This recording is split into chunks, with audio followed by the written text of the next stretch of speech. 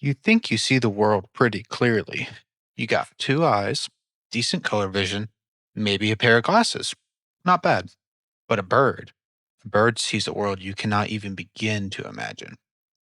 Today, we're going inside the most extraordinary visual system on the planet. In most birds, the eyes aren't just large relative to their body, they're enormous. In a European starling, the eyes make up roughly 15% of the skull's total mass. Scale that to a human, and we'd each be walking around with eyes the size of softballs. In fact, many birds can't move their eyes at all. They're fixed in socket, held in place by a ring of small bones called the sclerotic rings. That's why owls have to rotate their entire heads up to 270 degrees to look around. But fixed eyes don't mean limited vision, it means the opposite.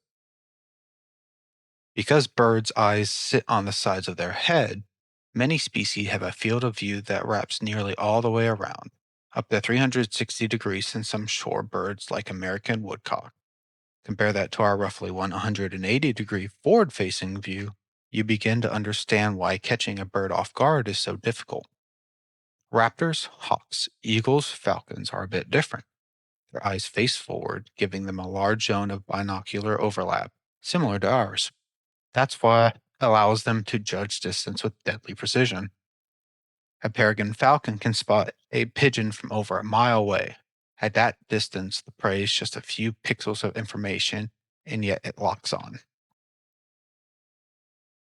In the human eye, we have one fovea, a tiny pit in the retina packed with cone cells, the photoreceptors responsible for sharp, detailed vision.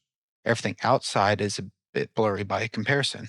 Many birds have two foveas. One point to the side for wide area awareness, one points forward for precision targeting. They can use both simultaneously, processing two high definition focal points at once, like running two 4K cameras in the same eye. And the density of the cone cells? Up to 5 times higher than in the human eye. A hawk's visual activity has been measured at roughly 2.6 times sharper than the best human vision. In practical terms, what we can see clearly at 200 feet, a hawk can resolve from over 500. Humans see three types of color: red, green, and blue. We're trichromats. Birds are tetrachromats. They have a fourth type of cone cells sensitive to ultraviolet light wavelengths that are completely invisible to us. What does that mean in practice? Voles and mice leave urine trails across fields as they move. To our eyes, a grassy meadow looks uniform. To a kestrel hovering above it, those trails glow, a vivid ultraviolet road map of every small mammal below. UV vision also played a critical role in the mate selection. Many bird species that look identical to us, the same brown feathers, same markings, are dramatically different to each other under this UV light.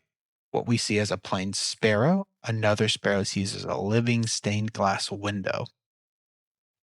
And then there are owls, birds that look and took a different evolutionary path entirely.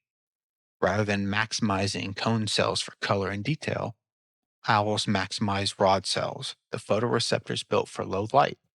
A barn owl has roughly 95% rod cells in its entire retina. For context, humans have closer to 95% cones. Their pupils dilate so wide they can function in near total darkness. Some species can detect a mouse moving across a field on a moonless night, just starlight alone. We share this planet with creatures that experience reality in a fundamentally different way. More colors, sharper edges, a wider world. Lit in frequencies we will never see. Next time a bird glances at you from a tree branch and turns away unimpressed, know that it saw you far more clearly than you ever saw it.